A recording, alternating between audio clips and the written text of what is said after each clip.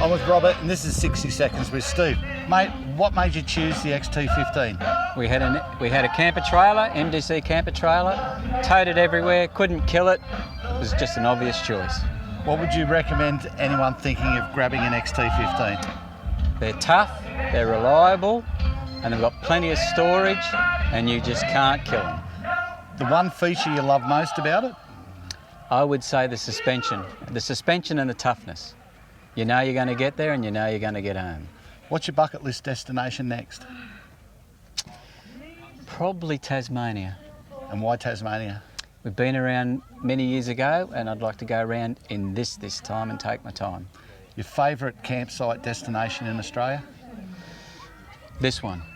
How did you hear about the Big Red Bash?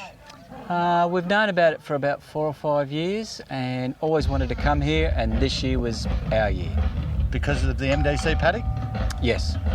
Thanks, mate.